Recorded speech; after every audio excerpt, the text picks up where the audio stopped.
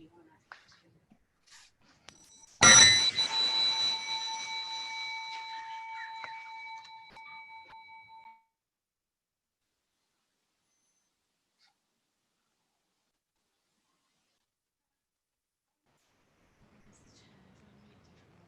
his chair's muted. God, get him unmuted quick. He's gone off. Good evening, councillors. Welcome to the first virtual full council meeting. I'd like my pastor, Father Oliver Cross, to lead us in prayers. Thank you. Good evening, councillors. It's wonderful to be with you. Good evening, Oliver. Good evening, Mr. Mayor. Welcome, Thank you. welcome. Thank you very much for your invitation to be your chaplain to lead prayers. It's a pleasure. I thought I would come from just around the corner from the Guildhall because we're spending much of our time in church over the last couple of days getting ready to open up again, which we're going to do on Wednesday. And it's looking a little bit like Primark does inside at the moment with high-vis tape. But I wanted also to get this book, which is a copy of the Book of Common Prayer, published in 1937 after the accession of George VI and purchased by the corporation for this church. And it seemed appropriate to begin with a prayer that's within it. I'm going to use one prayer, which is about passing through transient things and holding on to things that are eternal. And I suppose at this sort of time where we are dealing with so much, where we are trying to focus on so much complexity, we are dealing with so much that is challenging, the most important thing is that we focus on the most important things. What really matters is what really matters. So I offer this prayer for your councils and for your deliberations tonight, but as well for us all as we pass through these things. We pray unto better times. O God, the protector of all that trust in thee, without whom nothing is strong, nothing is holy. Increase and multiply upon us thy mercy, that thou being our ruler and guide, we may so pass through things temporal, that we finally lose not the things eternal. Grant this, O Heavenly Father, for Jesus Christ's sake, our Lord. Amen. And a great blessing upon you and upon this meeting tonight. Thank you, Mr. Mayor. Thank you, Oliver. You're always welcome. Thank you, sir. Declarations of interest.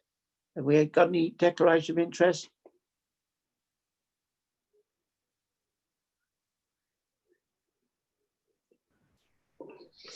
No one is indicating, Mayor.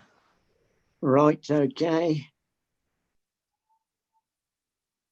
To approve minutes of the council meeting 9th of March and the annual council meeting of the 21st of May. Any queries on the minutes?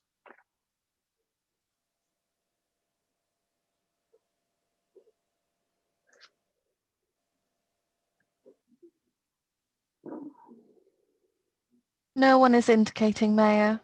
Thank you, thank you. I received apologies from Councillor Muna Kelly, Julie Davenport, and did I hear Graham Walker is actually here? No, he's not in the meeting, Mayor. No, he's not. It is his birthday, so we'll let him off. There's no number on it, but we'll let him off. I expect he's with his family. Lucky man. Mayor's announcements. Well, what can you say? There's 10 mayors sitting in front of me, virtually, tonight. All been made mayor after hard work over many years. It doesn't just come, it doesn't just happen. But I think when you are made mayor, you think, well, it did just happen. It doesn't. I think most ancient one is Arthur McCutcheon. You know, give me apologies, Willie, for calling him ancient. I think he's the oldest serving mayor. It's been a very hard month. After doing 48 engagements last year with the former mayor, I thought I'd done my apprenticeship, and then they throw this on us. The first one I was so keen to do was Oakapple, because Oakapple Day is, as far as I'm concerned, is an obligation. We had great gifts and abundance from Charles II, and we still appreciate the towns, villages, and people who gave a tremendous amount of money to get this all going. It was a national appeal, which worked. I've done about 6 videos for various functions. I can't wait to raise a flag. Just a question of time. The mayoress and I feel we're sitting here all dressed up, ready to go. Let's hope somebody soon raises a flag and we're off. We're really, really upset that what we're missing, the wonderful events we're missing. But I'll perhaps be invited next year as former mayor on the ones I've missed. Public comments and petitions. I don't think we've got any. I expect the public to participate in the next one. I know it's a bit daunting, but I'm sure there's somebody out there on Zoom. Right. Member and public question time. I've got 6 questions. Question from Councillor Duffy to Councillor Hallam. Councillor Duffy.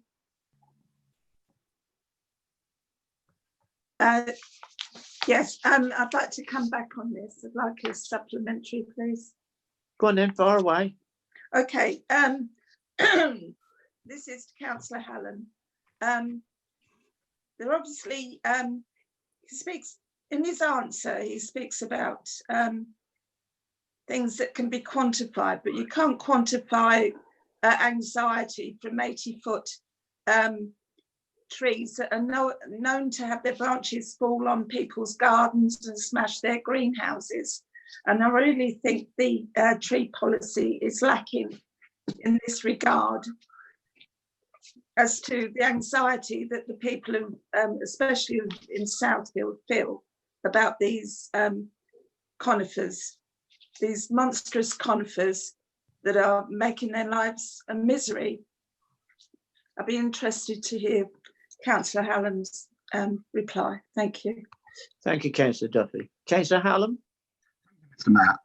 Yeah, I'm well aware of the case that Councillor Duffy is referring to, and during lockdown I had 2 Zoom calls with the residents there, and as soon as the restrictions kind of allowed, I met them on site just the other week with our contract manager as well. So the case in question is still under review, but on the whole, I think the tree policy gets it quite right, and it's had a number of reviews, scrutiny over the years.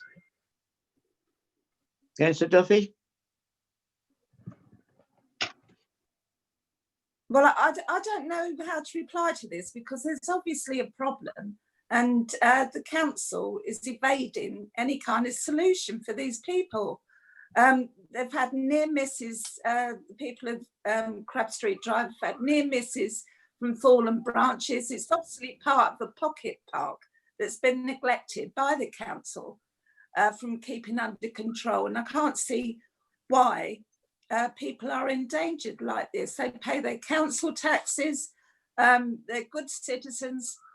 Why are they left with this threat from these trees? It's just not right, and I really don't understand. And I'm in despair as to what to tell them. Until somebody actually gets hurt, is that what the council is waiting for? Thank you. It's question 2. Councillor Duffy to Councillor King. You're busy tonight.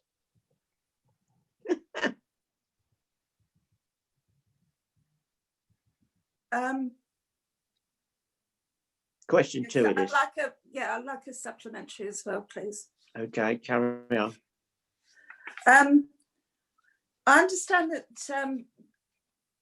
there's been long delays in installing adequate CCTV to properly police Falklands. I've had many complaints, including from officers, that CCTV would make their job so much easier. There is rising crime in Falklands that CCTV plays a major part in solving and preventing. Why has it taken so long to reinstall CCTV? It's very badly needed. And what are the channels that Councillor King was talking about between the police and the council that have been blocked or she's not heard from? And why isn't the problem of data protection been solved before this? Thank you. Councillor King? Thank you. So I take it as no supplementary to question 2 because this is question 3 that you've just asked the question on. Is that correct?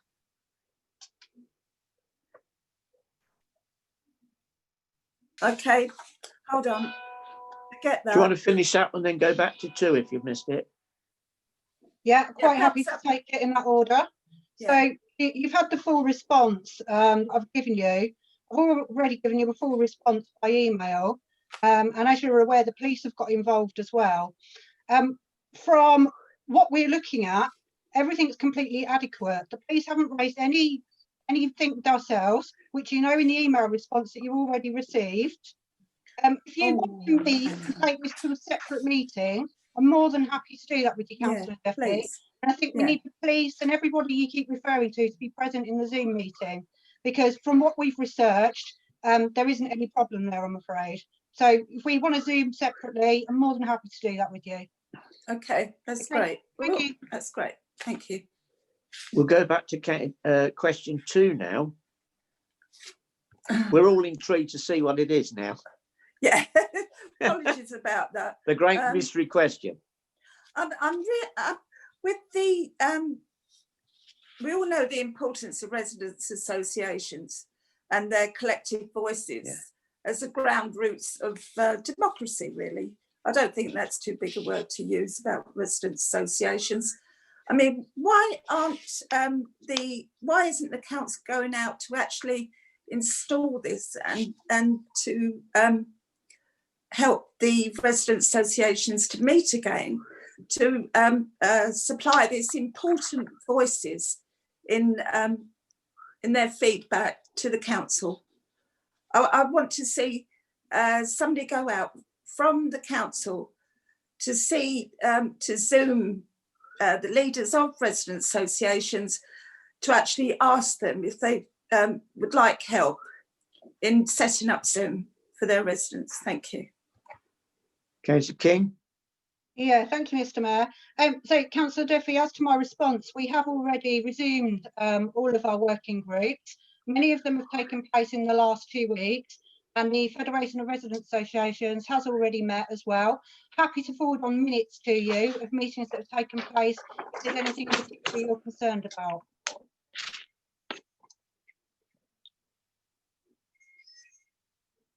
Councillor Duffy? I see the answer from Councillor King, but I really think not pressure, but something should be helped just to get the resident association's opinions on things and to reassure people that they are in a community that is working for them. Thank you. Thank you, Councillor. Number 4 is a question from Councillor Birch to Councillor King. No supplementary, thank you, Mr. Mayor. Aye. Carry on.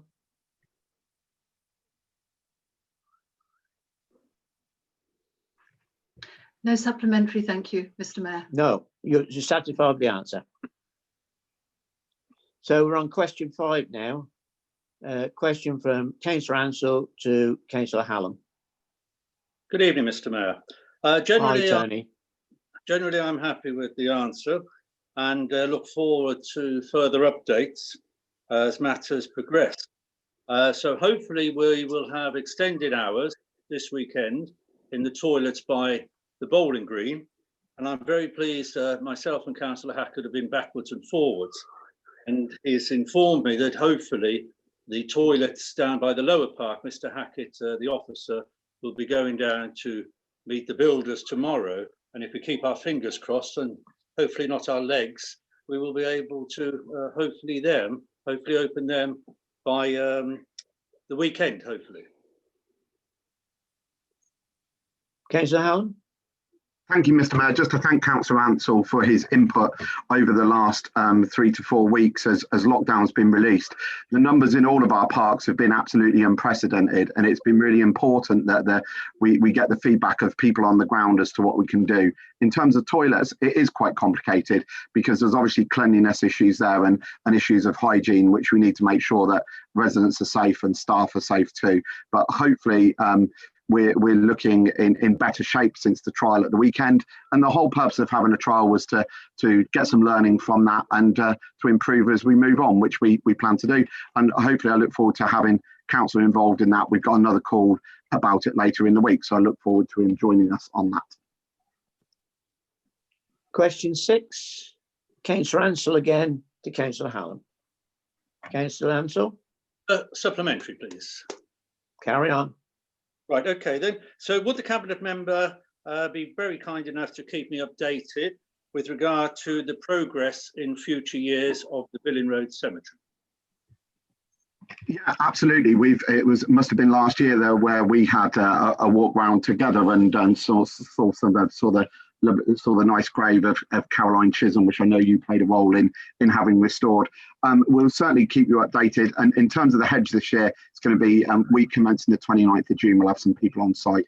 And it all kind of relates back to how we've been jiggling around the workforce to ensure that the priority things get done, such as the mowing of the mowing really. So I look forward to involving Councillor Ansell in those future discussions. Thank you. And I'd just like to commend Councillor Hallam on his excellent correspondence over the last week to resolve these issues for me. Thank you. Thank you, Councillor. Cabinet member presentation. I'll call upon each Cabinet member in turn to give a brief overview of their respective portfolios. This will be limited to 3 minutes each. A period of up to 45 minutes is allowed. Of course I will. And I would encourage members to bear that in mind, the time. The first, I call on Councillor Nunn for his report. Well, thank you, Mr. Mayor, and good evening. Quite a comprehensive report. Hopefully I've contained all the detail on the different subjects that members are looking at. Perhaps just worth mentioning how significantly things have changed in the last few months, and this perhaps represents a great opportunity for us to congratulate the council, all the officers, the senior managers and all the teams on a fantastic response, both to keeping the show on the road in terms of our services, but also that response that they've made to the town and indeed county-wide response. Also there you'll see that I've highlighted how absolutely thrilled I am with every single member of staff and the way that they've gone above and beyond in every possible area of activity. I'm glad to see we have a motion coming later that says that same thing, and I'm certain that all councillors will unanimously support that. Throughout COVID, I've remained close to the Chief Executive, and there's been a number of different strategic command groups and so on that have measured that response. We've had to react quickly at times, but I think the council has been able to do that. And now we move towards seeing, to some extent, the town centre reopen. Significant number of shops reopened today. I was in the town centre and saw that, and can assure people that it is safe to come back into Northampton. Plan your trip. Think carefully about what you're coming for. Be aware you may need to queue. As we've just heard on parks, not all of the town centre toilets will be able to be open and so on. So you won't get quite the usual experience, but you will be able to visit many of the shops. And I saw today both businesses taking a great deal of care to look after their customers, and indeed members of the public being very careful to social distance and so on. On the Future North Ants activity, obviously a significant pause with a number of people being put into COVID response activities, but delighted to report that's back up and running. We had felt that rather than be able to transform dramatically services, that we would fall back to a sort of a safe and legal, which is a minimum requirement to move to unitary. And in actual fact, I'm happy to report that each update I get shows more and more positivity towards further transformation being undertaken. It might not be what we had hoped it would be 3 months ago, but there's still a very significant amount of work going on, as a result of which now we have all, as councillors, become elected members of, or have become members of the West Shadow Authority, and of course we're at the inaugural meeting on the 2nd of June. Only last thing I would say on that is in terms of personnel, and I'm sure everybody in the council would join me congratulating our Chief Executive, who has been successful in made the interim Chief Exec of the Shadow Authority. For us, that's marvellous news. Strong supporter of him personally, but both to also know we have somebody who understands Northampton being there is a tremendous thing.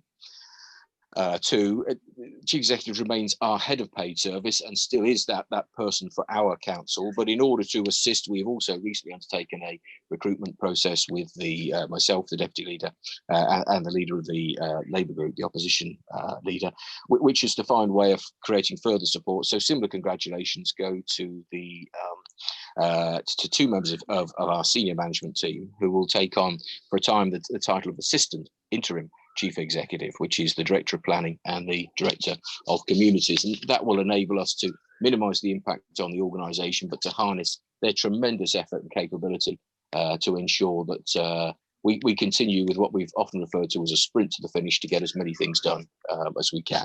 And I'm grateful to them for, and indeed to the other people, because we had some great applicants who came forward to show a willingness to help. I think those are the main key things that I wanted to highlight, but of course, as always, Mr. Mayor, very happy to take questions. Thank you. Thank you, Jonathan. I've got rather a long list of questions for you. The first one is Councillor Stone. Good evening, and thank you for your report. I'd like to join you in thanking all the staff for the way they've handled the crisis. I think they've been absolutely tremendous.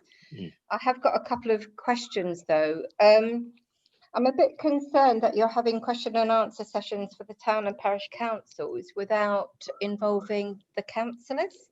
It's in everybody's interest if we're having a town council and for the parish councils all to thrive.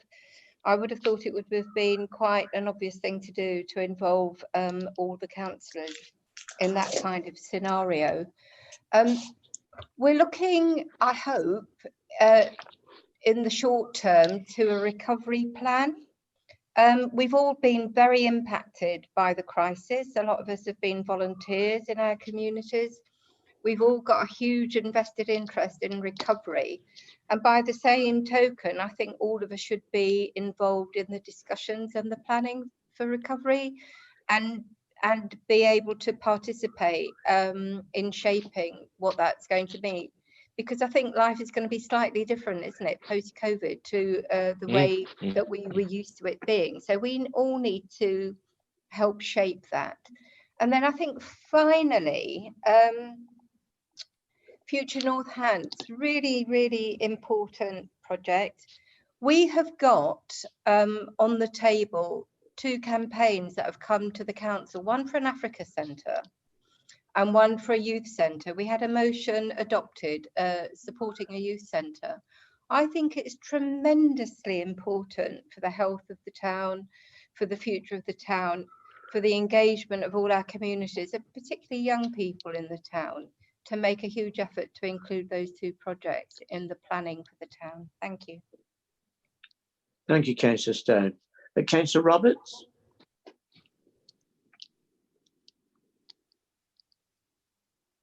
Thank you, Mr. Mayor. Thank you. Councillor Nunn, I just wondered if you could just shed any light or allay any concerns around how the Towns Fund and the Future North Ants position is affected by the serious overspend in respect of COVID, and whether those funds that are available have been impacted at all. Yep. Thank you, Mr. Mayor. Shall I step in and I know you've got others, but shall I step in to answer two questions we've had so far. And if I may, that one's precious Councillor Roberts. Happy to report that we understand they're not impacted. I think we had all perhaps feared that government would seek to reconsider many of these types of funds. We have just been able to finalise an application. We will do in due course another briefing and get full details out to you on it, because we're about to jump into getting real detailed plans together for the town's fund, and the Northampton Forward Board has a meeting this week to start considering the town's fund. So far, indications are that it won't be, things like the Future High Street won't be affected. Guess the only acid test of that will be when we start to get a response back, and whether we get told we're going to get less money, and we find that across the country councils get less money. At this stage, whilst the criteria we found got a little more stringent just towards the end and in the last month or so, in terms of some of the value for money arguments that we had to put forward, we're not aware that there is going to be any negative impact on our likelihood of securing any money. As I say, we'll provide something in a bit more detail. Perhaps under normal circumstances, we might by now have done a member briefing. Just if I may, Councillor Stone raised a couple of comments. I think in the report I referenced having done a Q&A for town and parish councils. Simply that was at the invitation of NCAL, the County Association of Local Councils, and I was glad to do that. I'm not sure colleagues in the north took the same offer up, but we've today had the first meeting of one of the task and finish groups, which is the Communication and Engagement Task and Finish Group for the Shadow Authority. I'm the chair of that group, and I was particularly keen to be the chair of that group because I do think that communication and engagement is going to be a vital part. There are a number of factors that I think are incredibly important in a new council. One is the culture of that council. The other is the quality of services, of course, which you can just take for granted, the quality and the value that services deliver. But I also think that communication and involvement is going to be absolutely vital. No one's going to get necessarily excited by a new council, but I do think we owe a duty to people to reassure them that we are looking to create something that will be better value and deliver better services, and to involve them at all stages. So this first meeting today has started to consider very carefully how do we go about doing that, and for me it's a responsibility on that committee, on my committee, to make sure that our own local councillors in the districts, boroughs in the county, as well as parish councils, or all of our forums. Let's face it, I believe in Northampton we do community engagement just about better than anybody. So all of those forums and all sorts of other groups, we must make sure that we keep them fully posted, give them a chance to allay any fears or concerns they have, fill a vacuum that otherwise rumours fill. We might as well be honest with them and tell them what's happening, and so on. So we'll intend to continue those sorts of engagements. In terms of shaping that recovery, there's lots of different sort of threads starting to come together really, and work with the Business Improvement District and a whole bunch of other people as well. Very, very happy to consider how we might shape that together. Perhaps that's a conversation for you and I to have. That it may be that again there's a members briefing in recovery plans for what's happening so far. It might be that it's a cross-party thing for us to meet and consider, but I'm happy as always with these things to have some sort of discussion. If I may suggest we discuss that in the next day or so, decide how we best do that. I think on the specifics of an Africa Centre and the Youth Centre, Councillor King's given a pretty comprehensive answer on this at previous council meetings. That she may want to chip in again when it's her turn on those, to comment again about some of the other things that have been done that I think cover that area. Thank you, Mr. Mayor. Thank you, Jonathan. Councillor Birch, questions for Jonathan Nunn?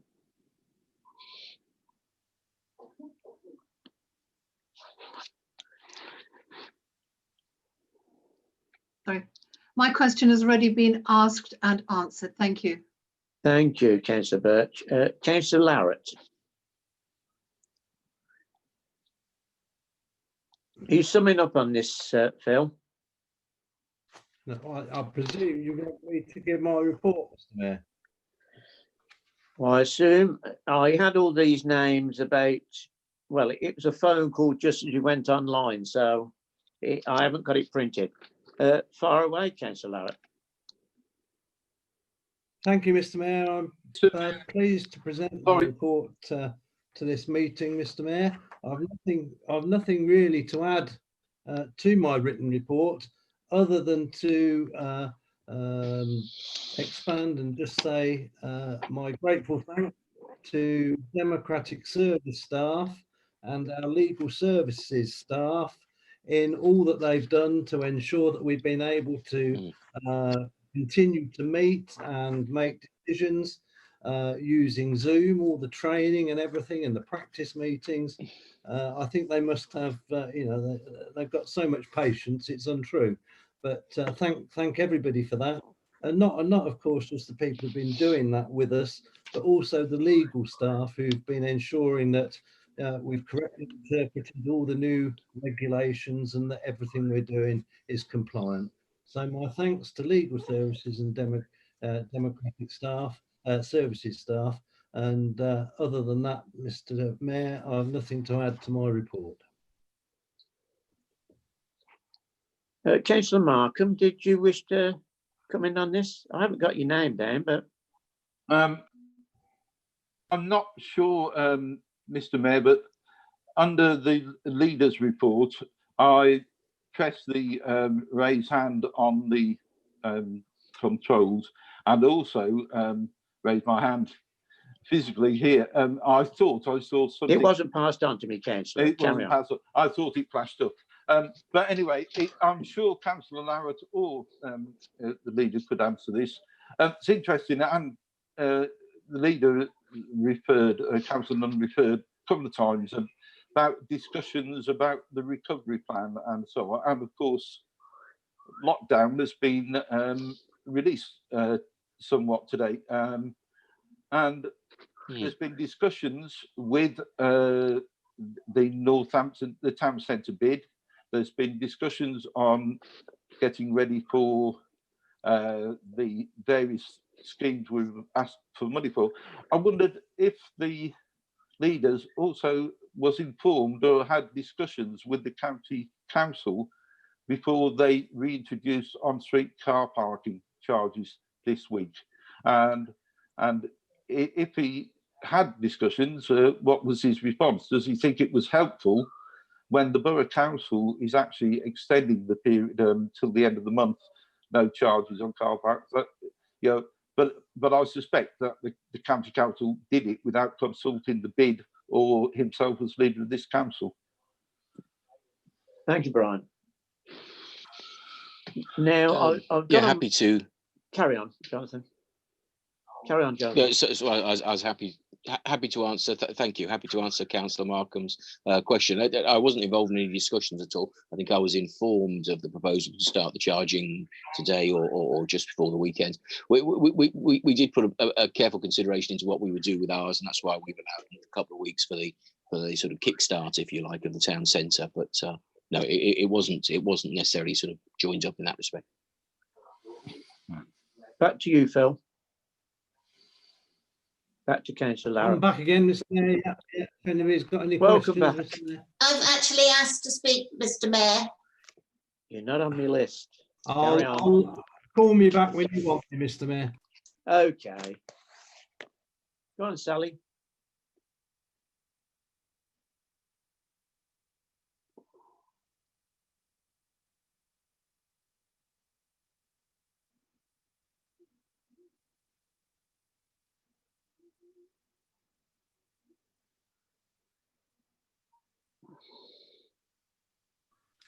You're on mute, Councillor Bearsworth. Mr. Mayor, I can't hear anything. It's all gone mute. I can hear Well, I you. keep unmuting. Can Oh, you hear there me she is, now? there she is. There we go. Right. I found this today, Mr. Mayor. It's Sixfields Missing Millions, 2015, 5 years ago. And today, yesterday, I heard on the news that there's a deal with the cobblers, the people of the cobblers. But I'm getting letters from the supporters club saying they know nothing about it and they're really concerned about the lack of transparency that's going on. Now, there's nothing in the leaders' report, there's nothing in the deputy leaders' report to talk about Sixfields. Now, we've made a terrible mistake in the past. I want to make sure we don't make any more mistakes. And I think it's not fair that we don't include the supporters in the decisions that the council's making. If the BBC have a report on this and councillors don't, then it's the wrong way round. Councillors should hear about it first, not the press. Could the deputy leader explain to me what's happening at Sixfields? Well, if that question is directed to me as opposed to the leader, I'm quite happy to Well, you're in answer charge it, of because clubs. there is no deal. Simple as that. Well, yes, I appreciate that, but there is certainly no deal. No deal has been struck whatsoever. I mean, of course, there are people with interests within this, with the site and the development of the site, and there have been talks going on between officers and representatives of the various companies involved. But we have not had any news of any deal or any discussions. We have made it perfectly clear all the way through that any development deal or anything that happens on that site will only happen once the stand is finished. Now we have engaged with the Supporters Trust when we've got something to tell them. Nothing has happened. Now, I don't know where the BBC got that report from. It certainly didn't come from, I don't know whether it came from the football club, but they issued a statement at the same time. But, you know, there is definitely no deal. Nothing is happening.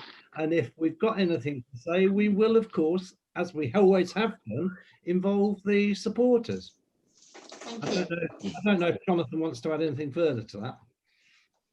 No, if I may, Mr. Mayor, I think you've been very, very clear, Phil, there. It's been no secret that for some time the football club have sought to pursue development. At no point has an acceptable arrangement been concluded, and a document that they may have sent may have gone to somebody else as well, but that is absolutely no indication of any deal being done.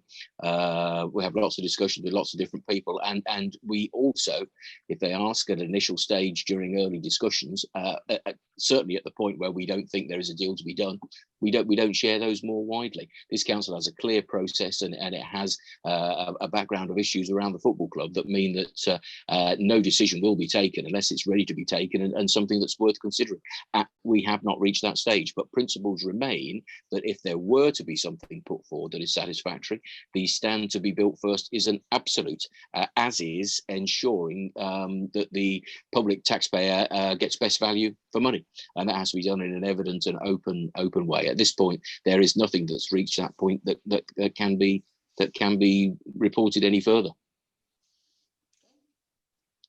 Thank you, Councillor Nunn. Now, I'll ask the officers, is there any more on the list for Councillor Larratt? I've got here Birch, Duffy and Russell. Mr. Mayor, I've got 5 people with their hands up. Right, we'll get the officers, put them in then. Oh, I can't see them. I can see that Councillor Birch, Councillor Brian Markham, Councillor Russell, Councillor Beardsworth and Councillor Roberts have their hands up, Mayor. Can you do them in that order then? I'll take mine down.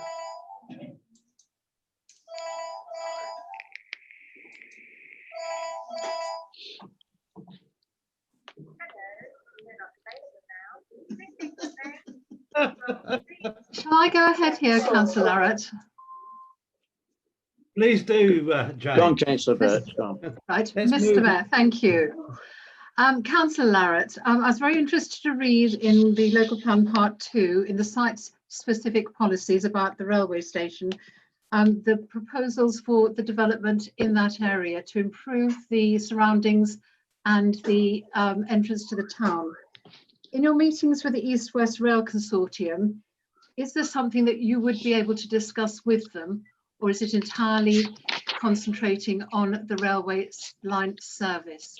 I think the surroundings of the railway station and the way that people enter this town is very important for its future development. Thank you. I couldn't agree with you more, Jane. I mean, my involvement basically is about East West Rail and getting it to Northampton, and ensuring that Northampton reach the benefits of it as far as connectivity is concerned. That said, I am mindful of the situation at the railway station, and we need to make sure and to ensure that there is platform capacity at the station for additional services. It's not just for East West Rail, because as I'm sure you're aware, in the review of the core strategy, there's talk of reopening the line to Market Harbour and things like that.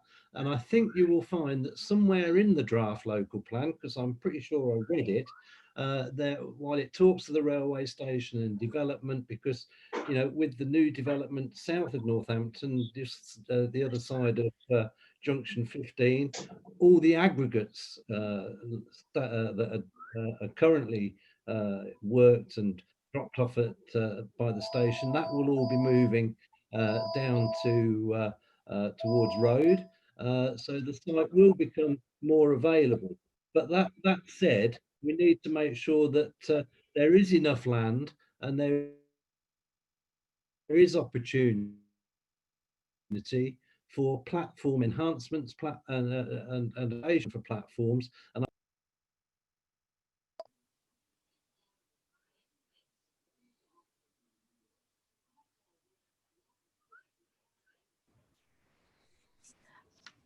Mayor, I think Councillor Phil. Larratt has left the meeting.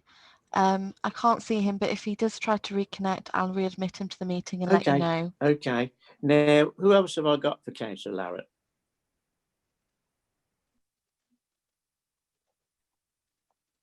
sorry, Mr. Mayor, I lost my. Carry on. Wrong button, Phil. No, I just lost my internet connection. I don't know how far I got. So what you heard. So where did I get to as far as? I'm sure the question will know.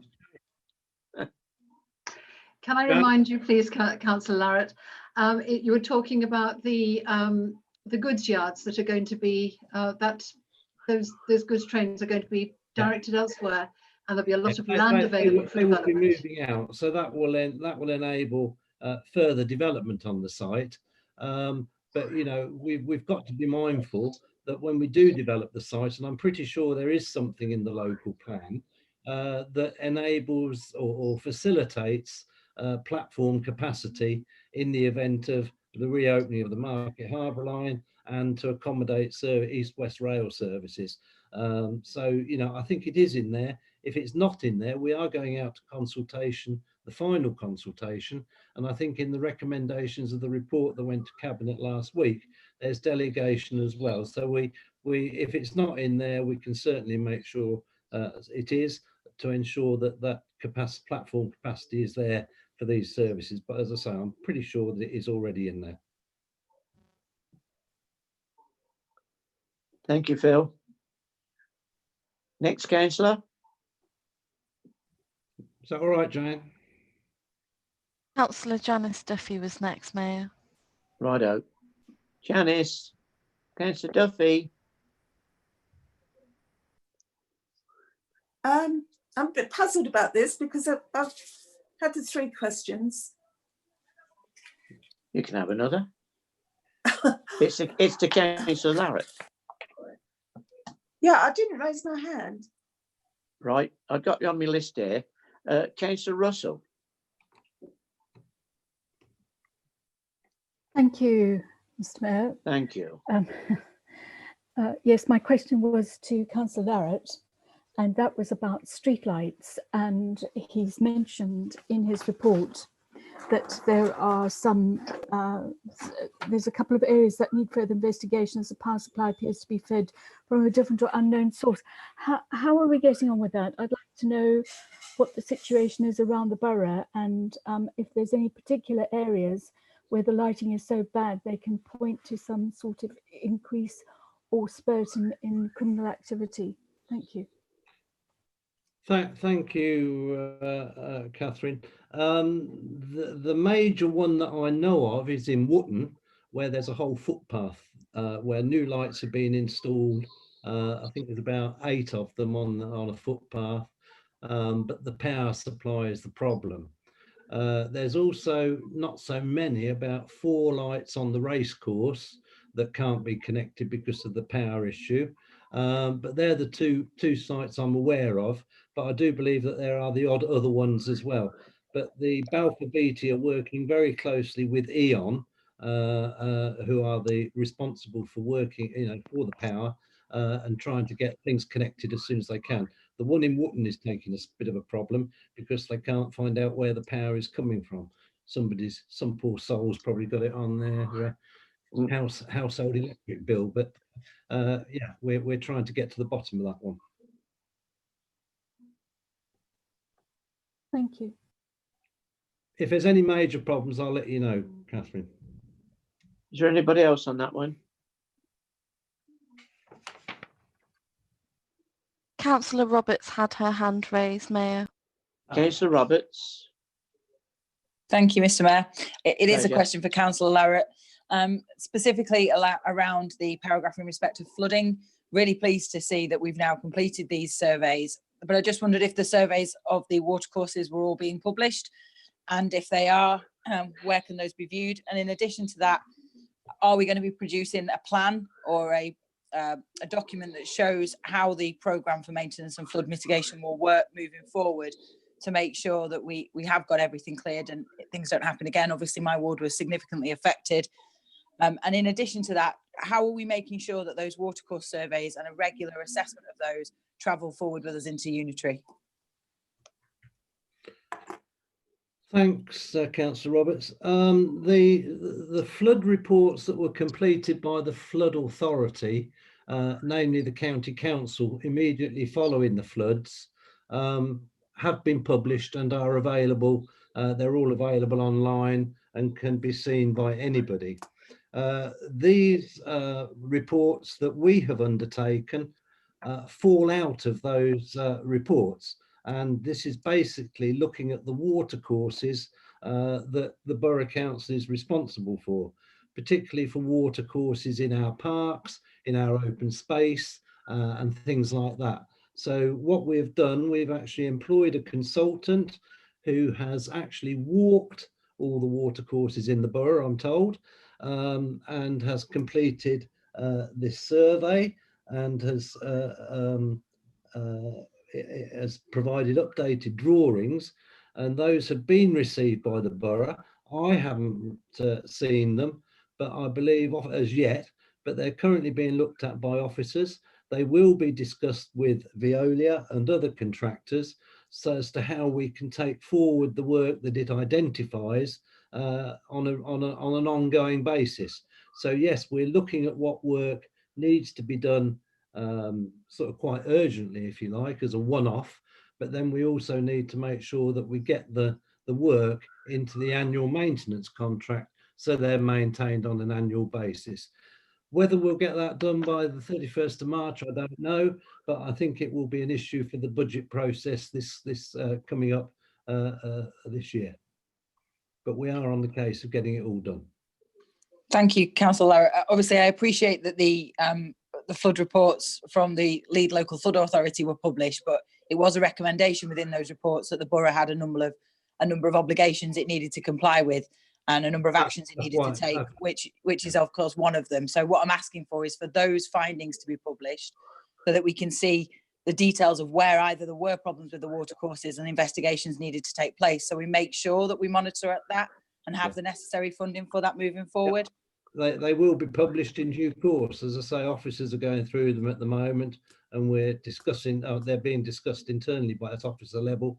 Once they're all finalised and agreed, they will be published. I can assure you of that. It's a subject very close to the hearts of people. It has significant impact on people's lives, and we've got to be as open and transparent as we possibly can. So yes, they will be published. Great to hear. Thank you. Councillor Eldred, I'll call upon you to give your report. Thank you, Mr. Mayor.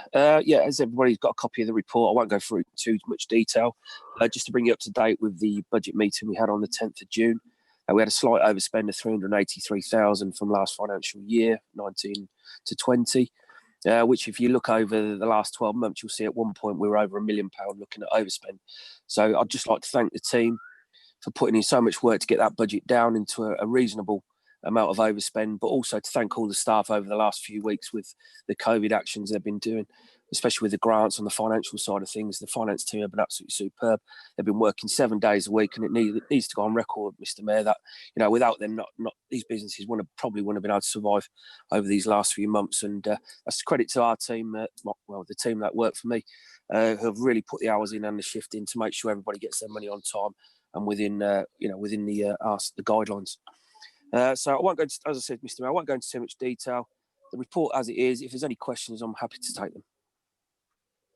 Thank you, Councillor Eldred. Councillor Stone. Thank you, Mr. Mayor. Councillor Eldred, we're living in really, really difficult times, and I'd like to echo your comments about the finance team. They are doing a really incredible job in very difficult circumstances. We're looking at a budget deficit, aren't we, because of the COVID crisis, and the government promised first of all to cover all the spend, and then have said they won't. And we're also facing a crisis because of the revenue that we were expecting won't be materializing. But over and beyond that, we're looking at several crises coming down the road. And my view is, and I've expressed this at Cabinet, that we should be having a finance scrutiny group, a cross-party group, looking at what is going on with local authority finances, what's going on in the country, because we're heading towards a recession. Some people are saying it's going to be a depression similar to the 30s.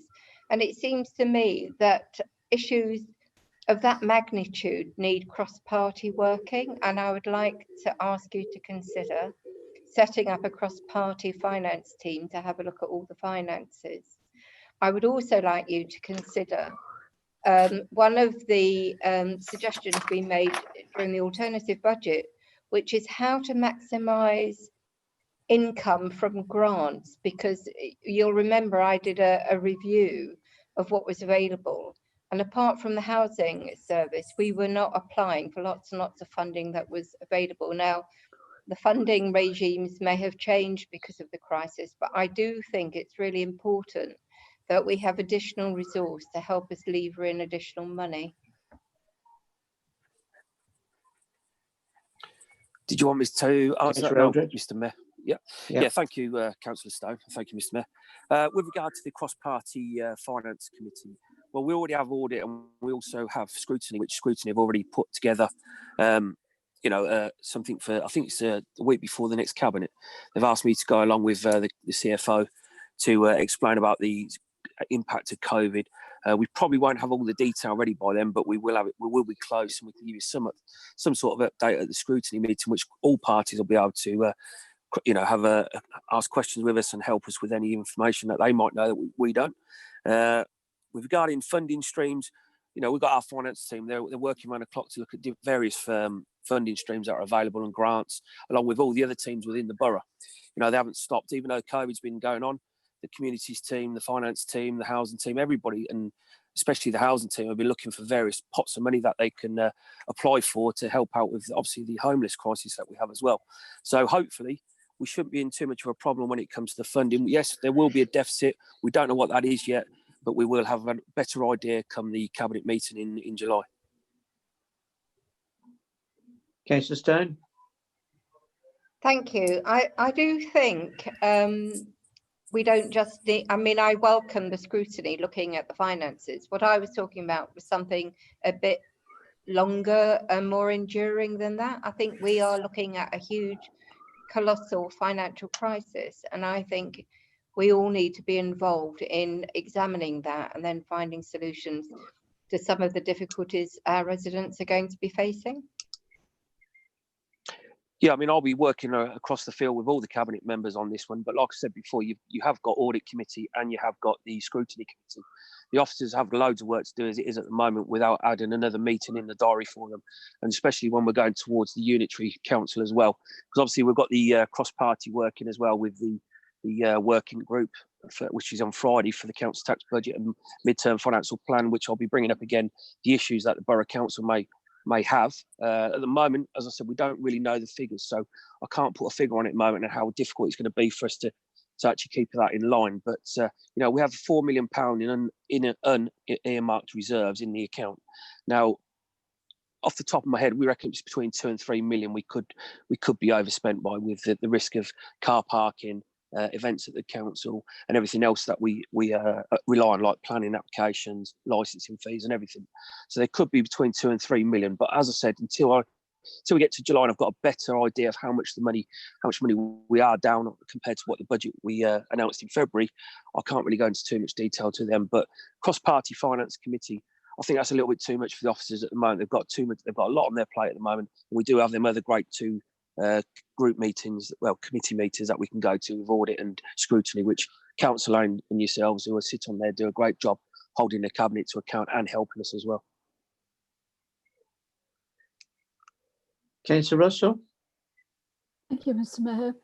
Yes, I'd like to ask Councillor Eldred about any proposals or plans that may be in place to support and help our residents who in the next 3 to 6 months, and it's going to become increasingly clear, in the next 3 to 6 months are going to be in really parlous state financially. And there are some families who won't be able to pay council tax. There's nothing worse than having a bailiff knocking on your door demanding money that you don't have. And I'd like to know what process or strategy the council is going to take in supporting families who are in genuine financial need. Thank you. Thank you. Through you, Mr. Mayor. Thank you, Councillor Russell. Yeah, with regard to the council taxes, the council tax reduction scheme, which we can have a look at. So there's a hardship fund there for residents to apply for, and the CTRS, the council tax reduction scheme, which is a great scheme. We've helped out many families over the years, and we'll continue to do that. With regard to collection rates, obviously with the circumstances as they are, I had relaxed already with the council tax by giving people 12 months to pay the council tax over a period of 12 months rather than 10, which was state installed before. Now it's 12. I've also looked at, rather than doing a repayment scheme over 12 months, if they're in financial difficulty as well, whether we can extend that as well to 24 months, which we've been doing with a few residents over the last couple of years who have found it really hard. But there is funds available there. The CTRS, as I said, Council Tax Reduction Scheme. There's obviously help with our colleagues as well, with our friends that we work with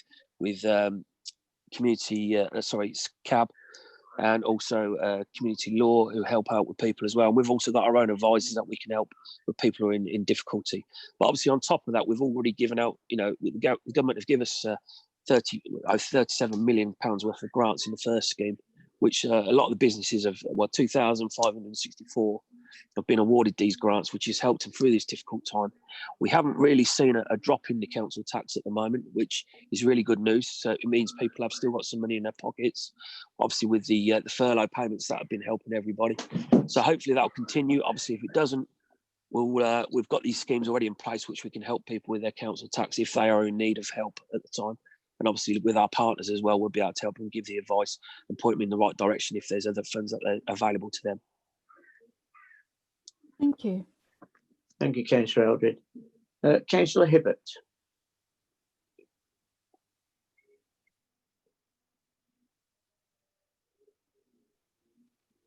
Thank you, Mr. Mayor. I brought to Cabinet a new homelessness and rough sleeping strategy, and which will take us through to unitary, and that reflects the good cooperation that's taken place within the Single Homelessness Forum. Overnight, I sent everybody a bang up to date figures on the rough sleeper accommodation, but to sort of paraphrase that, there are currently 61 in the hotels, and since the beginning, 42 people have already been moved on into settled and supported housing. I also reported that the hotel use has been extended to the end of June, and that we now have agreement to use university accommodation to the end of August to continue the excellent work that's been taking place in the hotels.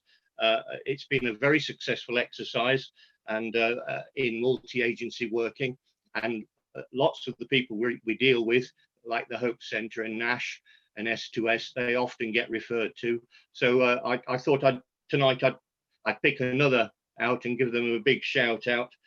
Earth's Lonely Angels have been providing chocolate treats and desserts to the guests in the hotel, and it's always gratefully received. We all love a bit of chocolate, and it just makes their lives that much better. Civil penalties and housing enforcement policy has been published, and the officers are working to it. There will still be occasional prosecutions of the more serious offences. It's not just a question of issuing civil penalties. And the officers in the private sector team have been filling in elsewhere where needed, now that inspections are risky because of the COVID-19 epidemic. And there's also within the report details of MPH and what they're up to, and how they're in regular contact with 2,000 tenants and providing food parcels and weekly check-ins to 400 residents. They're conducting currently only an emergency maintenance program, but we hope to get back to normal soon. Housing surgeries are on hold, but still we're still reporting antisocial cases and working with the police to resolve them. Lettings are taking place, but always via social distancing. New builds are going forward with talk regularly about Beaumont and Belgrave and Riverside. There's 244 units of accommodation within those proposals. And finally, they're looking forward to coming out of the lockdown, and they're preparing a COVID recovery plan and also a business transformation plan with a staged return to business and a new way of working. And I hope to provide more information on that when it's received. Happy to take questions.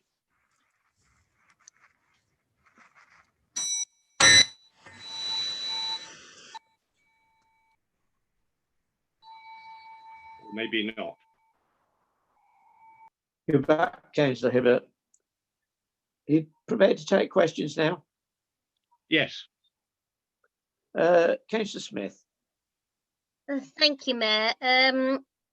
Apologies, that I was struggling with sound a little bit earlier, so you may have already referenced this, but I was wondering We can about hear you our well. support We can hear you for. well. You can hear. Oh, good.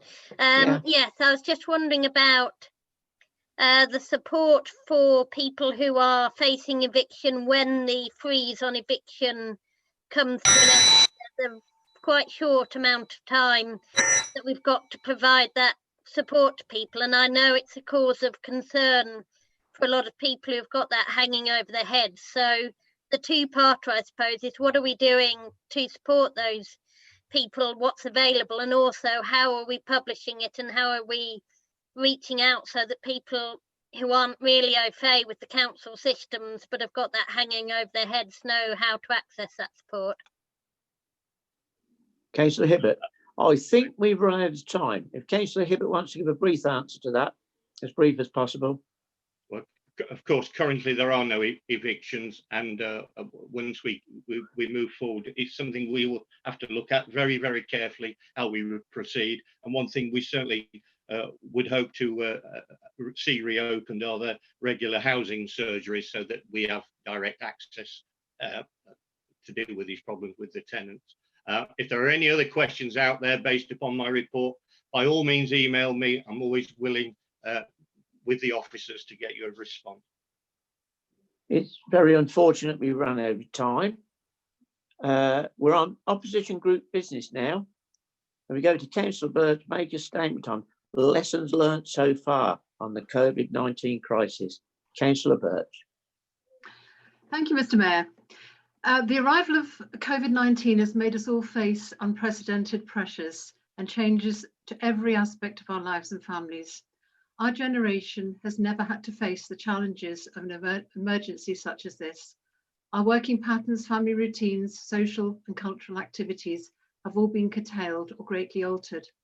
It is unimaginable that things can go back to normal in the coming months or years when we are overshadowed by a virus which took fewer than 100 days to shut the world down. So what have we learned? Apart from the excellent work by our council officers, our communities, neighbours and friends rallied round to set up support groups. Neighbours were contacted and the elderly and vulnerable were identified and offered help. This was replicated at a higher level by the Community Resilience Hub. Over 600 volunteers to the town have come forward, and local organisations have played their part, adapting their work to cater the increased demands on their services. We learned the value of our key workers, the health professionals, care workers, teachers, police, ambulance drivers, transport staff, environmental teams, postal workers, delivery drivers, the supermarket staff, along with others. Often they are undervalued and poorly paid, working on zero-hour contracts with no job security. We need to remedy this. We learned that our overly centralised response is not what people want to hear. We want local decisions made at local level. Local councils working in partnership with local organisations know their communities best. We want messaging by trusted and familiar community leaders to cut through the confused and ambiguous national broadcasts. We need agile and swift responses to local needs and information directing people to local services, such as testing and tracking facilities. Our councils do this best. We learnt the vital role played by digital connectivity, the need for reliable broadband, IT equipment available for home workers, laptops for homeschooling. With the closure of offices, virtual meetings such as this are vital to maintain good governance and ensure access, engagement and accountability with decision makers. We learnt the effects of 10 years of austerity on families and council services. Local government funding has reduced year on year.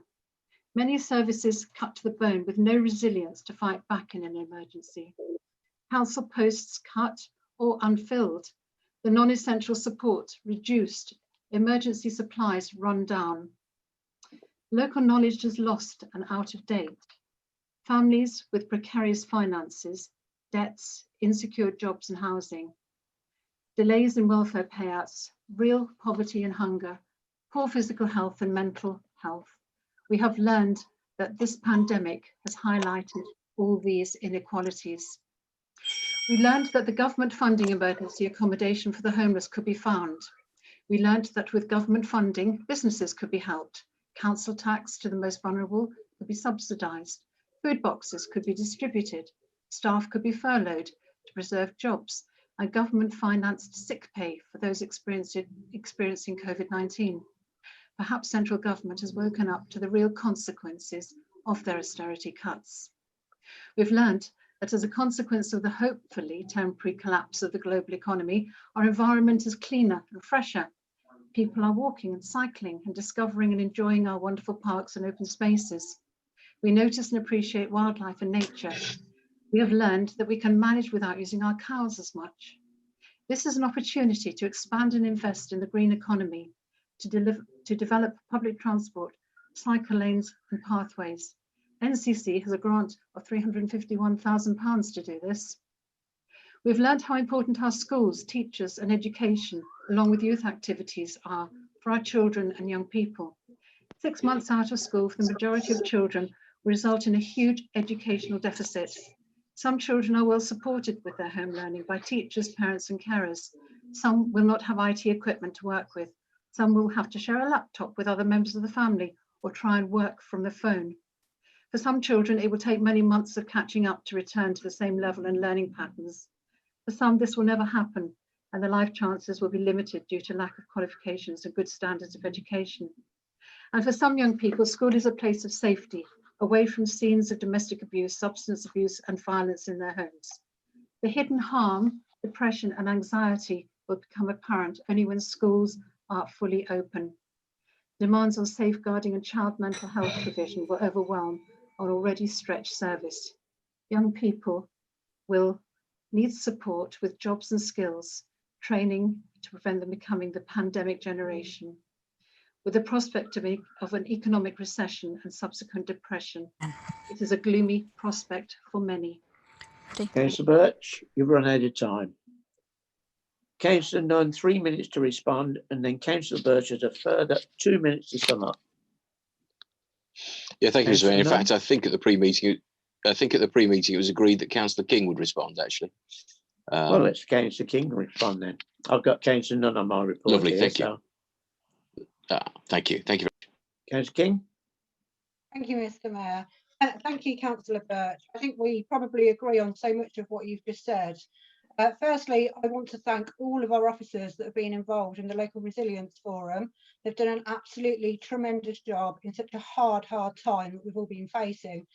So many of the things I'm going to try and address back to you, but there was quite a lot in there. So firstly, if we talk about youth provision, we've been having more or less weekly youth provision meetings to make sure that we've got the support there for young people. With our partners, we put together a COVID-19 response pack last week, which I believe I circulated to everybody by email. That shows you exactly what all virtual classes are available and support for young people. We've also been lucky enough to work with City Fibre, who've provided laptops to a lot of young people through the Free to Talk project that we've been supporting, to make sure that young people aren't missing out on their education, because you're quite right, there's a huge number of them that don't have access to the internet at all. We've got lots of information that we've been collating. We're putting out to a questionnaire to volunteers to see how we can support for the future, but also not just support for the future, but take the analytic information and look at trying to prevent phase 2 and how we can implement things now. There's also an opportunity for people to become a reserve for the British Red Cross and sign up now, so that all the information is there for the future. We're also going to be celebrating community champions. In Northamptonshire ACO are launching the community champions work, which you could submit story, video, photos. We want to hear from everybody that's been a community group or volunteer to help with this, and it will all go into a booklet to mark all of the outstanding work that has been taken part. A lot of people have mentioned tonight the recovery plan. So there is a draft document that's been worked on at the moment. Partners on there at the moment, this is specifically NBC based. So it's NBC, Voluntary Impact Northamptonshire, the GP Alliance, Northamptonshire Community Foundation, ACRE and MPH. And as I said, it is a draft, but some of the recurring themes that are coming through at the moment are understanding our community tensions. So I think that's going to be a valued thing that all ward councillors will be able to feed into. We're also looking providing support, continuing providing support, because we know that even when the pandemic is over, people are still going to need support. Yes, they are going to be struggling. There's going to be long-term effects that people may have suffered from all of this. We're also looking at mental health and well-being, and recognition of arts and culture is going to feature highly in that as well. And the fourth point that's emerging at the moment is to nurture social capital and invest in place-based approach. So all of these things I think are going to be extremely important for every single one of us to play our part in to make sure that we get this right for the people of Northampton. But Councillor Birch, I really recognise what you've said tonight, and I would agree with you on many of the points. Thank you. Thank you, Councillor. Councillor Birch, summing up. Thank you, Mr. Mayor, and thank you, Councillor King, because I think some of the, we do agree on many things, and I look forward to the reports that you have been talking about this evening. I'm looking to the future. Some thoughts from me. COVID-19 has highlighted inequalities in our society, inequalities in health, housing, jobs and opportunities, life expectancy, education, digital inclusion, poverty, hunger and debt. Older people are much more vulnerable to the virus. BAME people are twice as likely to die from COVID-19. These groups must be offered greater protection if there is to be a second or third spike in infections. Before COVID, the greatest areas of growth nationally were the creative industries, leisure and tourism. Leisure and cultural activities are going to be essential to our well-being as we return to a more normalised society. We should value these more and support their return. Working patterns will change. There'll be more working from home.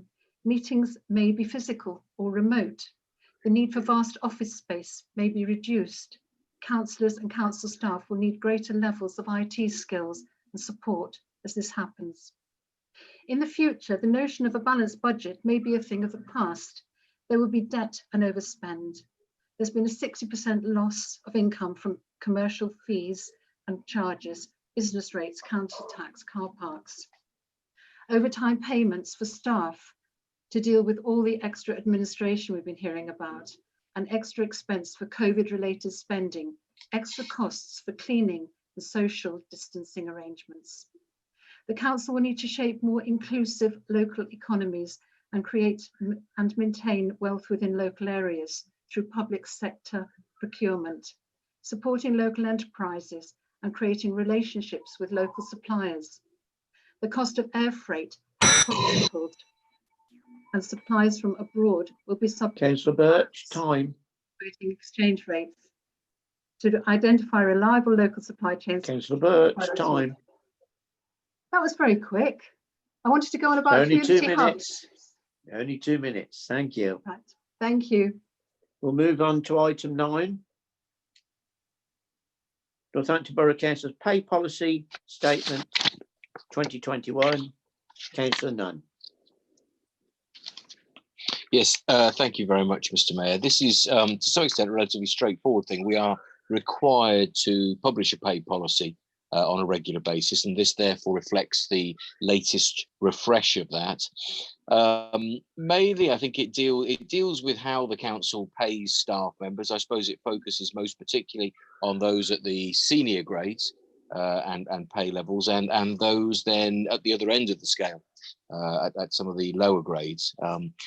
Therefore, not a significant number of changes, a refresh in all. I suppose the key thing is the addition of something that's at paragraph 9 of the actual policy. So that's at the appendix 1 pay policy statement, which is the addition of something that I think we're really proud to be a part of. A couple of years ago, we signed the Dying to Work initiative or campaign, which I think was originally brought to us by the TUC, and that says that sets out certain standards for how we would deal with a member of staff in the event of terminal illness. I think at the time we did this, we had one member of staff, and indeed we were already treating them in that way, but nevertheless to have made that commitment. So that's is a good thing. That's now been included within the pay policy. So I'm just delighted to recommend the adoption of that to the council. Thank you, Mr. Mayor. Thank you, Councillor Nunn. Councillor Larratt to second the report. Thank you, Mr. Mayor. I'm pleased to second the report and reserve my right to speak. Thank you. Councillor Stone wishes to speak. Thank you very much, Mr. Mayor. Our group will be voting for the pay policy. Thank you very much for the report. I'm delighted to see Dying to Work referenced in there, and I'm delighted to see the Living Wage Foundation referenced in there. There's a couple of points I'd like to make. One is that I think it's brilliant that we've got Trilogy and NPH who've also adopted the Living Wage Foundation living wage for their enterprises. I think it's about time we saw accreditation. I think Veolia has already adopted it as well. We did pass a motion many years ago now saying we would go for accreditation. So I think we need to look at that before we transition into unitary. I'm rather surprised there's no mention in the pay policy about the gender pay gap. And I would like to ask if we could have at the next meeting some information about where we stand at the minute with the gender pay gap and going beyond that. I think it would be quite important, given all the issues raised by Councillor Birch and Councillor King, to have a look to see not just the gender, age and ethnicity breakdown of what's happening in our organisation in terms of pay. I think we would all find that very useful. And I would hope that somewhere along the negotiations to do with transition, that we would be looking for harmonisation and getting our staff back into national terms and conditions. Thank you. Thank you, Councillor Stone. Councillor Larratt? I don't think I have anything further to add, Mr. Mayor. It's a refresh of the policy, and I'm pleased, as I say, to second it. I think there are further reports linked to it that are to come, and we'll pick those up in due course. So I'm happy to second, Mr. Mayor. I'll put it to the vote then. Agreed? Agreed. Agreed. Agreed. Agreed. Agreed. Agreed. Agreed. Agreed. Agreed. Well done. Noted of motion. Councillor Beardsworth to propose the motion. And Councillor Meredith to second. Councillor Beardsworth, item 10.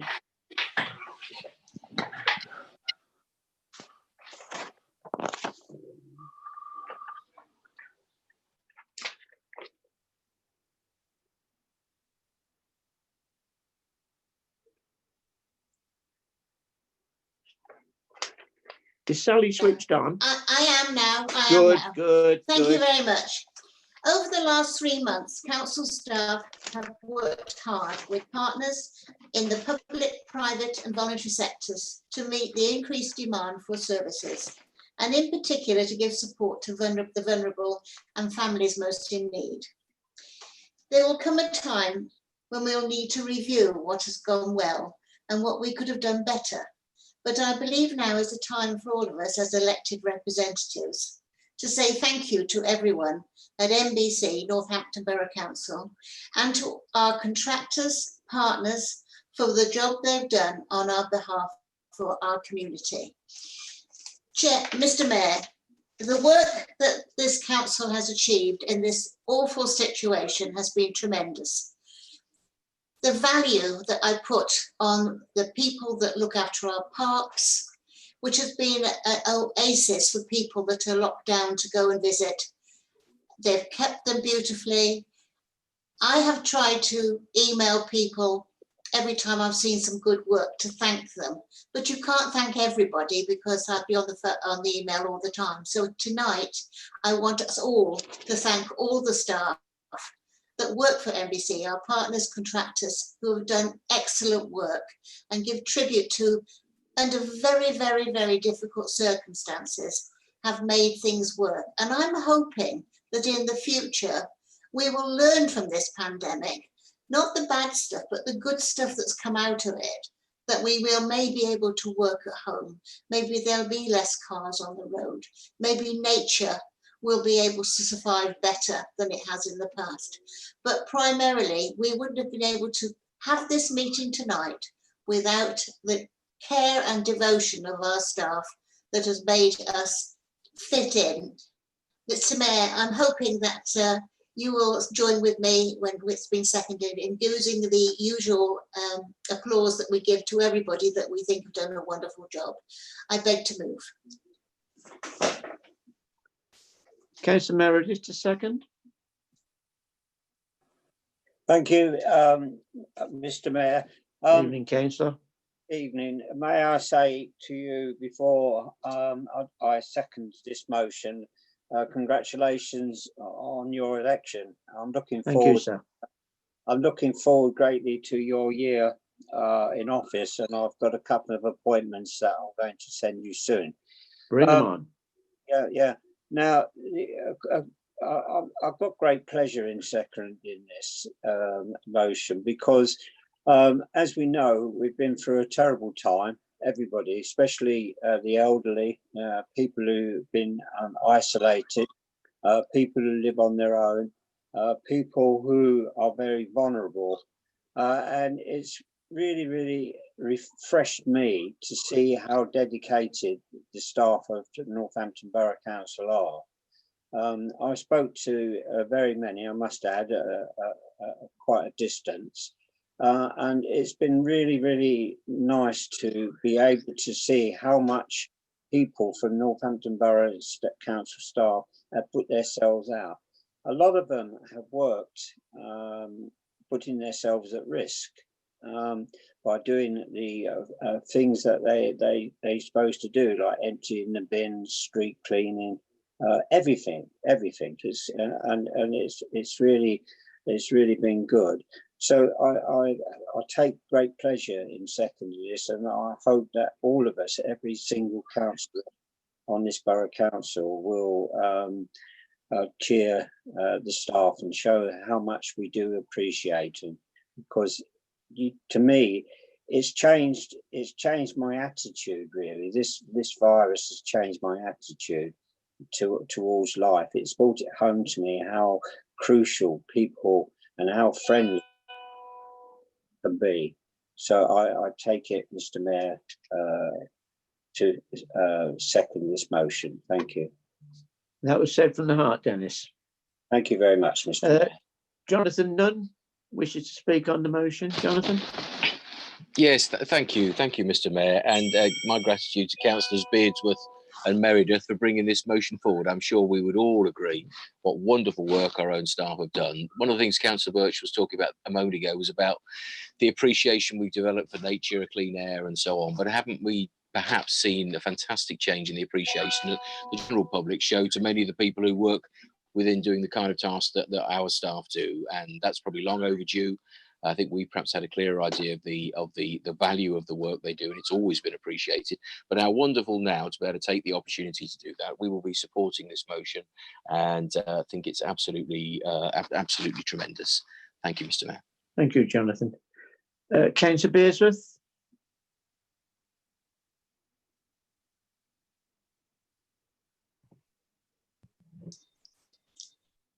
Oh, hello. Switched on, Sally. I'm switched on now, thank you.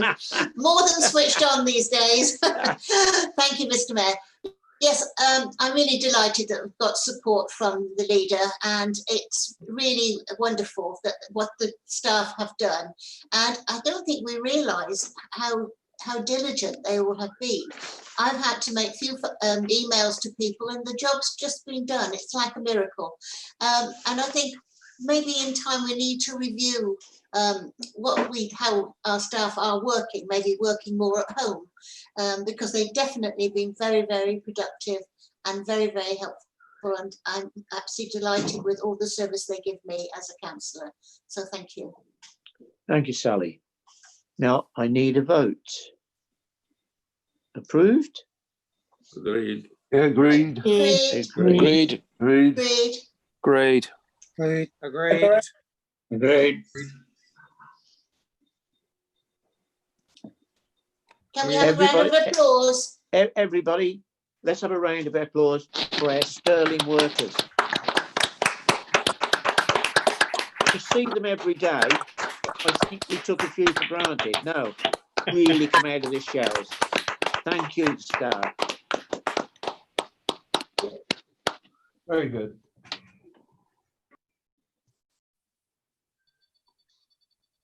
It's Councillor Smith to propose and Councillor Terry Eales to second. Thank This you, is Mayor. item 2. I think everyone knows that rough sleeping and trying to tackle the issue of rough sleeping in Northampton has been something that's been a huge issue. It's one of the first scrutiny panels that I sat on when I became a councillor, and it's something that we've put a huge amount of effort into really collaboratively over the last few years. The housing team in the borough have worked really hard over the years, but also there's been an awful lot of collaborative work with overview and scrutiny panels and with the external agencies. And I think all of that work was culminating anyway ahead of the COVID-19 crisis, but it's been really interesting to see during the crisis what happened in terms of homelessness when the accommodation was available to service users in Northampton. There was really positive response and really good and exciting stuff happening, where using the principles of housing first, making sure that people have got the support available to them where they live, ensuring that they've got accommodation that is unconditional or largely unconditional when they go in, which allows them to make the choice to begin ending rough sleeping, then really exciting things happen. And that's what we see and what's just gone to cabinet. What's really important now is that none of that is lost. We need to make sure that we can keep that going, and to do that we need to make sure that the government funding continues.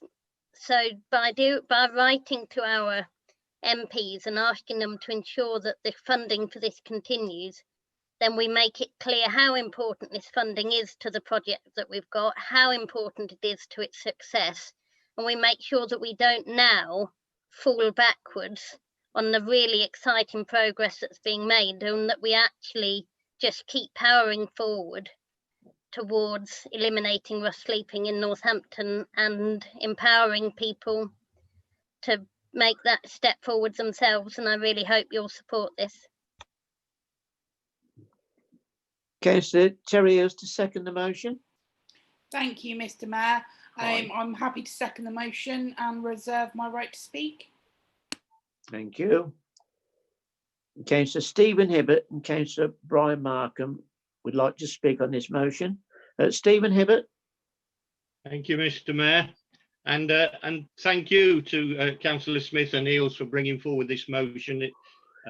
It's something I'm sure we can all agree with. They've spoken very kindly about the exceptional work from the housing team and, of course, the participants in the Single Homelessness Forum. And I'm happy also to acknowledge the efforts of the Overview and Scrutiny Committee towards this end too. I'd also like to express how pleasing, how heartwarming it is to see the guests themselves in the hotels respond and actively seek to turn around their lives. And we won't abandon them in those efforts, and we'll do everything to support them to that end. And I wanted to raise, as a side, we don't often get this opportunity, that there's one elderly gentleman who's been on and off the streets for many years, been very difficult to contact with, maintain contact with, very difficult to make him see how he can turn his life around. He's been in the hotels, he's made a phenomenal effort, and perhaps one of the it seems such a small thing to some of us, I know, one of the things that's helped him is access to a TV set, would you believe? Now, this fella is someone we're now going to put into borough accommodation. We found him a council let. I think it would be a very nice idea if somebody out there amongst you lot, I've only got the one TV, you can't have that, but if somebody out there had a spare TV, a decent one, a decent model, to pass on to this gentleman, it would be something that he could take into his new accommodation. It would be a really good start for him. We have good relationships with the MHCLG. We hold weekly telephone meetings with them, and naturally, of course, we have a good relationship with the Conservative MPs. We will continue lobbying them, and of course, we're happy to support this motion. Thank you. Councillor Markham, Brian Markham. Thank you, Mr. Mayor. I'm pleased on behalf of the Liberal Democrats to say we wholeheartedly support this motion as well. Mr. Mayor, there are lots of reasons people end up as rough sleepers or sleeping on the streets. It can be loss of a job. It can be loss of breakdown, family breakdown, mental health problems, drink problems, all sorts of problems, Mr. Mayor, why people end up in that situation. But what we all know and what the experts say, Mr. Mayor, is there may be also reasons why that situation arises. But the first step of getting people back on their lives on track is getting them into a home, getting them somewhere to live, and then you can give them all the other kinds of support. And to be fair, the Scrutiny Committee, Councillor Hibbert, Councillor Smith especially, have been saying this for a very long time. Now, the COVID epidemic has brought this is the government's realised and supported us, and we've done that in Northampton, and we've heard tonight in Councillor Hibbert's report earlier and recently how this is working. It would be such a shame, Mr. Mayor, if in a year's time, having got over this current problem, we were still left with the unthinkable, really, situation of people sleeping on our streets again. So we do wholeheartedly support this motion, Mr. Mayor. Thank you. Thank you, Councillor. Councillor Smith, would you like to reply? Just really glad to hear the support for the motion. Really just hope that, as Councillor Markham said, we mustn't lose this progress. We mustn't find ourselves in the same situation. We're on a really good track at the moment from a place that was very difficult not too long ago, and let's just keep that going and make sure that we've got absolutely everything on board to empower people to move forward. Councillor Smith. Mr. Mayor, I did have my hand up to speak, and I also pressed the 3 dots where I said I'd like to. Obviously, if you can't see it. Okay, so Meredith, I can't see. I can only get it passed on by the officers who's controlling it. If you wish to speak, it's a little bit late, but you'll be brief anyway.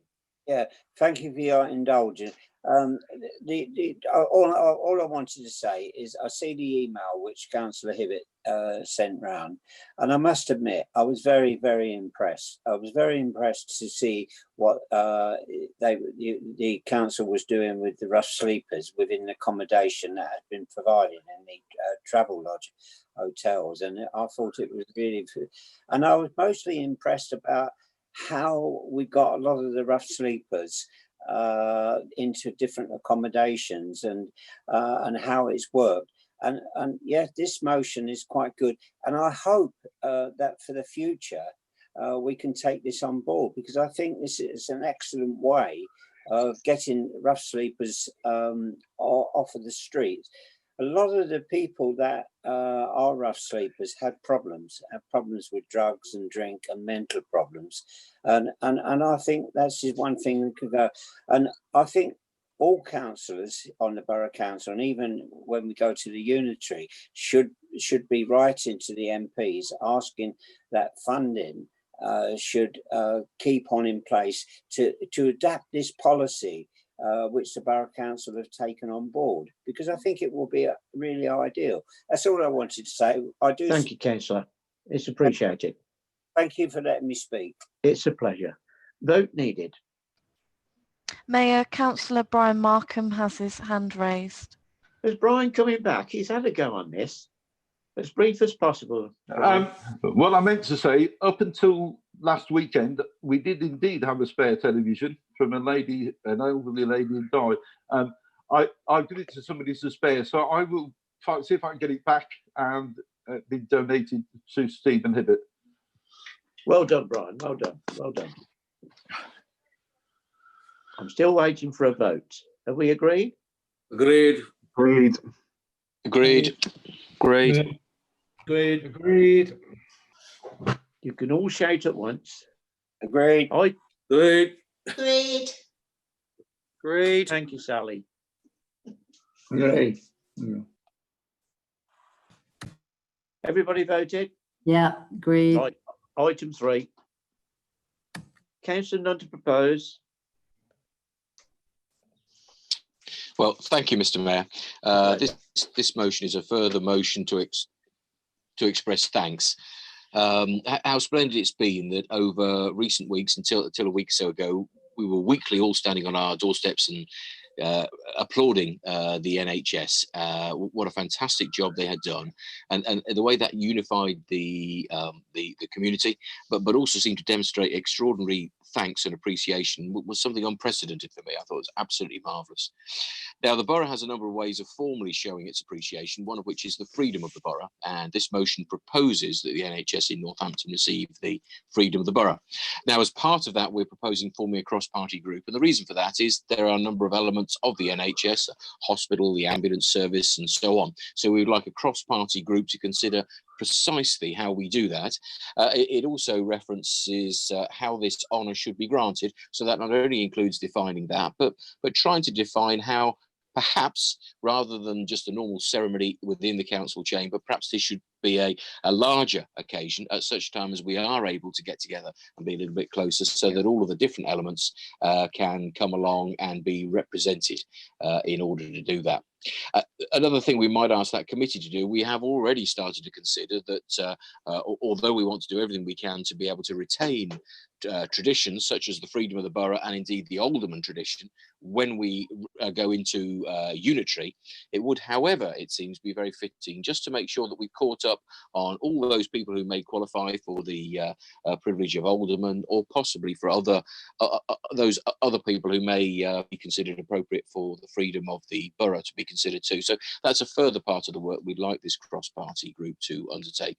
But nevertheless, this motion specifically calls that under the necessary power, we propose that the local National Health Service be recommended for admission into the freedom of the Borough of Northampton in recognition and appreciation of the outstanding services rendered to the residents of the town during the COVID-19 emergency. And I'm absolutely delighted to propose the motion. Thank you, Mr. Mayor. Thank you, Councillor Nunn. I call on Councillor Stone to second the motion.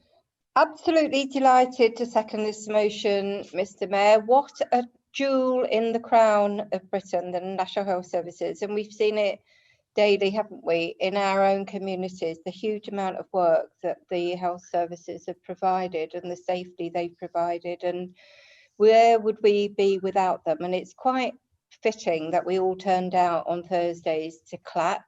It's quite fitting that we look to honour all the different parts of the NHS, and I would like to go one step further, not in this motion, but subsequently, in order to make sure that the NHS goes forward with a much more secure foundation than it's got at the minute. I'm pleased the government relieved the NHS of its debt, but we need to have a look at pay grades and career pathways and things like that.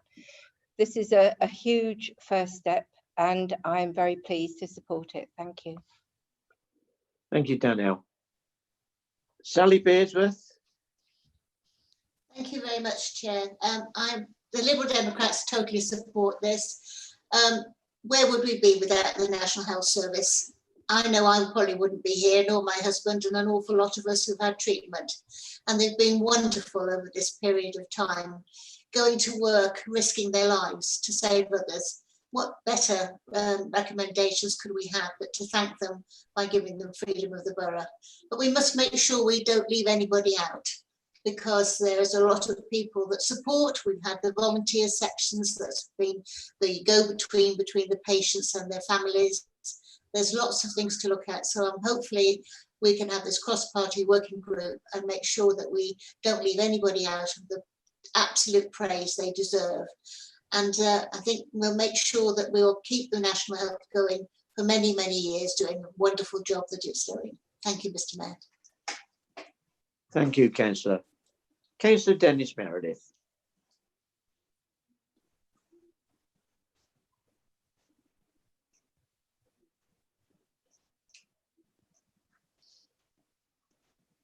Yeah, there's not a lot really I can say really about this, because I'm just delighted that this has been put forward. I myself, the National Health Service saved my life last year. As you know, I had pneumonia, and I was nearly and they pulled me through it, and it's really great. So I owe them a debt, and I think it's, and I'm really pleased that Councillor Nunn and Councillor Stone have put this motion together, and whatever I can do to help to get this through, I'm happy to do it. Thank you very much. Thank you, Dennis. Councillor Nunn, right to reply? No, I thank all the council for their comments. I don't think there's anything further to add.